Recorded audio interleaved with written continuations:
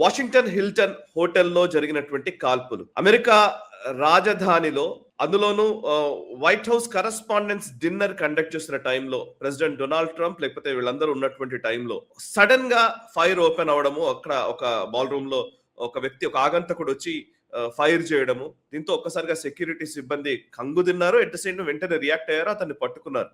ఎవరికి ప్రాణహాని జరగలేదు. ఒక సెక్యూరిటీ ఆఫీసర్ కి గన్ ఫైరింగ్ లో ఆయనకి బుల్లెట్ వచ్చినట్టు తెలుస్తుంది. అయితే బుల్లెట్ ప్రూఫ్ జాకెట్ ఉండడం వల్ల ఆయనకి ఏం ప్రాణాపాయం అయితే జరగలేదు. బట్ ఎస్, ఒక పెద్ద సెక్యూరిటీ బ్రీచ్ గానే దీన్ని చూడాల్సి ఉంటుంది. అమెరికా లాంటి దేశంలో, అగ్రరాజ్యం అని చెప్పబడే అమెరికా లాంటి దేశంలో నిజంగా ఇలాంటి పరిస్థితి, అంటే ఇంతకుముందు డొనాల్డ్ ట్రంప్ మీదనే దాడికి ప్రయత్నించినటువంటి పరిస్థితి. సరే, అప్పుడు అది ఎలక్షన్ క్యాంపెయిన్ లో జరిగింది. బట్ ఇప్పుడు ఒక ప్రెసిడెంట్ గా ఉన్నప్పుడు వైట్ హౌస్ కరస్పాండెన్స్ డిన్నర్ లో జరిగినటువంటి ఘటన, డిన్నర్స్ నిర్వహిస్తున్నటువంటి అదే హోటల్లో జరిగినటువంటి ఘటనని ఎట్లా చూడాలి సార్? డీటెయిల్స్ ఏంటి, దీని గురించిన వివరాలు ఏంటి సార్? అంటే మనకి ఇంకా కంప్లీట్ డీటెయిల్స్ రావాల్సి ఉంది.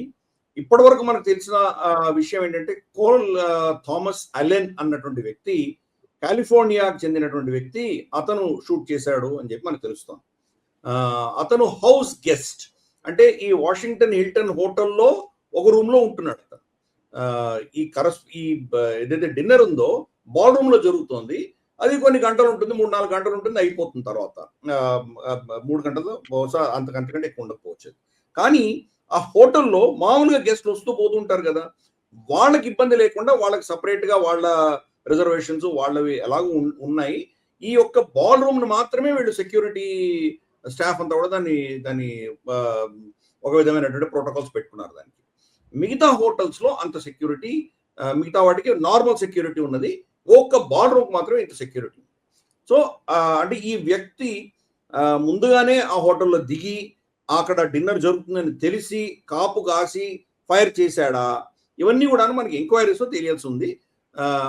అదృష్టవశాత్తు అతన్ని పట్టుకోగలిగారు, వీళ్ళు అరెస్ట్ చేయగలిగారు. కాబట్టి ఇంటరాగేషన్ ఏం తెలుస్తుందో మనకు తెలియదు.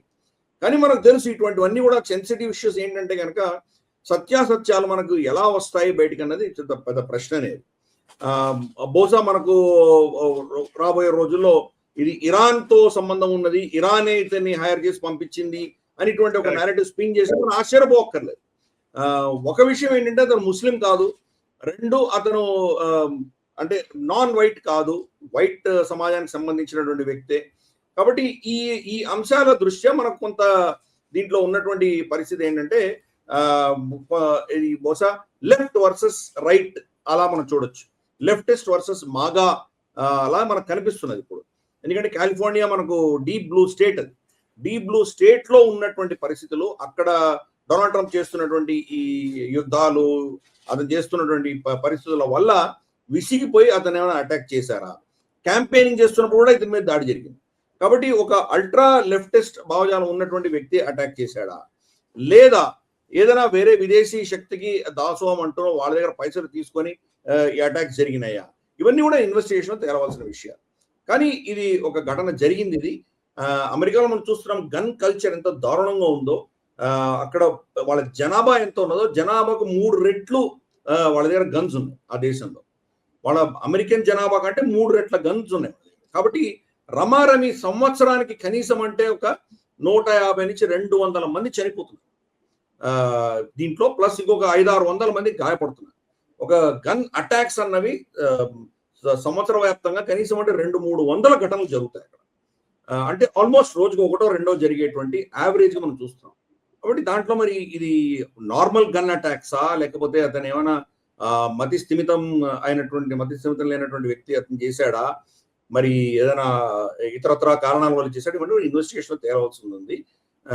కానీ డొనాల్డ్ ట్రంప్ చేస్తున్నటువంటి పాలిటిక్స్ వల్ల సమాజం వర్టికల్ గా చీలిపోయిన విషయం కూడా మనం గుర్తించుకోవాలి. దాంట్లో ఏదర్ ప్రభుత్వాన్ని ప్రేమించడమైనా చేస్తారు, లేదా కంప్లీట్ గా దాన్ని వ్యతిరేకించి దాన్ని ద్వేషించేటువంటి శక్తులు, ఇటువంటి ఒక 2 వర్గాలుగా చీలిపోయిన దేశం, ఆ సమాజం అంతా కూడాను. దాని యొక్క పరిణామంగానే ఇటువంటి ఘటనలు మనం చూస్తాం. Okay, super sir. యాక్చువల్లీ నిజంగా మాట్లాడితే అమెరికా వాళ్ళ సెక్యూరిటీ, వాళ్ళ లెక్కలు గతంతో పోల్చితే మాత్రం చాలా దారుణంగానే మారిపోయినాయన్న విషయం మాత్రం ఇప్పుడు పదే రుజువు అవుతుంది కదా. అంటే ఒకటి మనకు రొనాల్డ్ రీగన్ మీద కూడా ఫైరింగ్ అయింది. ఇదివరకు చాలా ప్రెసిడెంట్స్ మీద ఫైరింగ్స్ జరిగినాయి. ఏ సెక్యూరిటీ కూడా 100% ప్రోటోకాల్ పెట్టలేరు. ఒక బుల్లెట్ చాలు, తగలాల్సిన చోట తగిలితే చనిపోతారు. అప్పటికీ వాళ్ళ ఇంటెలిజెన్స్, వాళ్ళ ఆర్టిఫిషియల్ ఇంటెలిజెన్స్ వచ్చిన తర్వాత అయితే ప్రతి వ్యక్తిని కూడా స్కాన్ చేయగలదు అది. వాళ్ళ దగ్గర ఉన్న కెమెరాస్ చుట్టుపక్కల ఉన్న వ్యక్తులందరినీ కూడా స్కాన్ చేసి వాళ్ళ ప్రొఫైల్ అంతా కూడా ఎదురు కనిపిస్తుంది. అంతేకాదు ప్రొఫైల్లో థ్రెట్ పర్సెప్షన్స్ కూడా వాళ్ళు కలర్ కోడింగ్ తో సహా వచ్చేస్తుంది.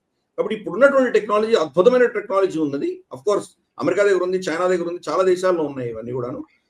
ఎస్పెషలీ ఈ ఎలీట్ కమాండోస్ ఎవరైతే సెక్యూరిటీ ఫోర్సెస్ ఉంటారో, ఇంటెలిజెన్స్ ఫోర్సెస్ ఉంటారో వాళ్ళ దగ్గర హైయెస్ట్ టెక్నాలజీ ఉంటుంది వాళ్ళకి.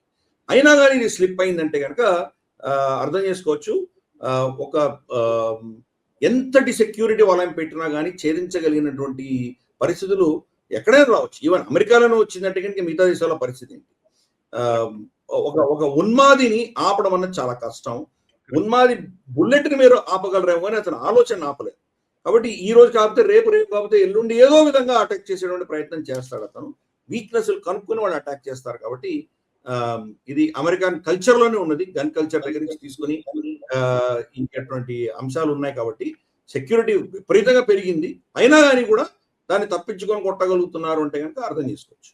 కానీ ఆ సెక్యూరిటీ ఏజెన్సీ, సెక్యూరిటీ ఫోర్సెస్ చాలా నైపుణ్యంతో, చాలా చాకచక్యంతో వాళ్ళు దాన్ని ఎవరికి ప్రాణ నష్టం జరగకుండా, ఎటువంటి ఇబ్బంది లేకుండా దాన్ని కంట్రోల్ చేయగలిగారు.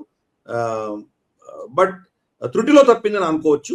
ఒక బుల్లెట్ పొరపాటున ఎవరికి తగిలి చనిపోయినా కానీ మనం ఏం చెప్పలేము. ఎందుకంటే అక్కడ ప్రెసిడెంట్ ఉన్నారు, తర్వాత మనకు మెలానియా ట్రంప్ ఫస్ట్ లేడీ కూడా ఉన్నారు అక్కడ. అలాగే చాలా మంది సెక్రటరీస్ ఉన్నారు, ప్రెస్ కరస్పాండెంట్స్ అందరూ ఉన్నారు. ఎవరికి తగిలి ఏం ప్రాణ నష్టం జరిగినా కానీ చాలా పెద్ద ఇష్యూ అయి ఉండేది అది. సో సెక్యూరిటీ ఏజెన్సీస్ చాలా పటిష్టంగానే దాన్ని హ్యాండిల్ చేయగలిగారు. కాబట్టి వాళ్ళని మనం అభినందించాల్సిందే. ప్లస్ ఒకదానికి బుల్లెట్ తగిలింది, ఆ బుల్లెట్ ప్రూఫ్ వెస్ట్ ఉండడం వల్ల తను ప్రాణాలకు దక్కాయి అతనికి.